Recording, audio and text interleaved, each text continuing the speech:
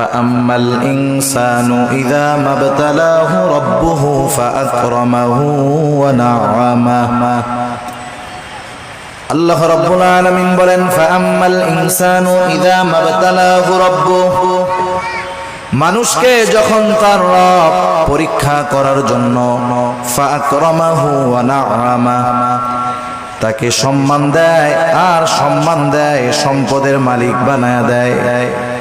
একটু খেয়াল করেন আল্লাহ তাআলা বলতেছেন মানুষকে পরীক্ষা করার জন্য যখন তার রব তাকে সম্মান দেয় সম্পদ দেয় তাকে নেয়ামত প্রদান করে সে নামাজ না পড়ুক রোজা না রাখুক সে মানুষের কাছে বলে বেড়ায় ফায়াকুলু রব্বি আকরামান আমার রব আমাকে সম্মানিত করেছে।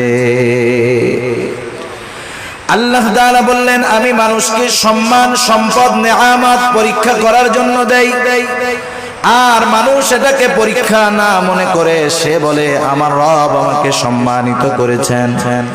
প্রথমত একটা জিনিস আমাদের ক্ষেত্রে ক্লিয়ার হওয়ার প্রয়োজন আল্লাহ তাআলা শুধু অভাব কষ্ট দুরবস্থা দিয়ে মানুষের পরীক্ষা নেন বিষয়টা এমন নয়, বরং সম্পদ সম্মান দিয়েও আল্লাহ তাআলা পরীক্ষা নেয়। যদি এমনটা হতো সম্মান সম্পদ মানুষের আল্লাহ তাআলার ভালোবাসার মাপকাঠি যে যাকে আল্লাহ রাব্বুল আলামিন বেশি ভালোবাসেন তাকে মনে হয় আল্লাহ তাআলা বেশি সম্পদ দেন, বিষয়টা যদি এমন হতো বলেন তো দুনিয়ার মধ্যে আল্লাহ তাআলার সর্বাধিক প্রিয় বান্দাদের তালিকায় কারুনের নামটা হয়ে যাইত।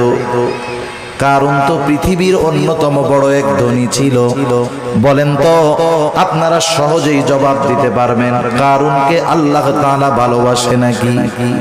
একটু জোরে বলেন না বাসে? কারুনকে আল্লাহ তাআলা ভালোবাসে না, বরং কারুন নামটা মানুষের কাছে এত ঘৃণিত এত অপছন্দের। দুনিয়ার কোন মানুষের যদি সন্তান হয় সে যত গরিব হোক তাকে যদি বলা হয় তোমাকে মাসে 1000 করে বেতন দেওয়া হবে টাকা দেওয়া হবে ছেলের নামটা তুমি কারুন রাখো, আপনারা কেউ রাখবেন?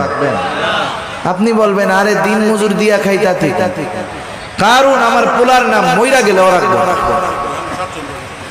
এই কারুনকে কত সম্পদ আল্লাহ তাআলা দিয়েছেন, এই সম্পদ ছিল তার জন্য পরীক্ষা।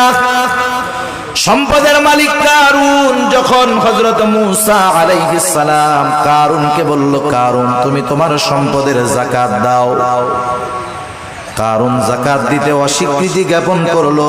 শুধু তাই না সে মূসা আলাইহিস সালামকে অপমান অপদস্থ করার জন্য অপবাদ দেওয়ার জন্য একজন খারাপ মহিলাকে সে ভাড়া করলো, শিখায় দিল তুমি মানুষের সামনে বলবা মূসা আলাইহিস সালাম আমার সাথে জিনা করেছে অপকর্মে লিপ্ত হয়েছে।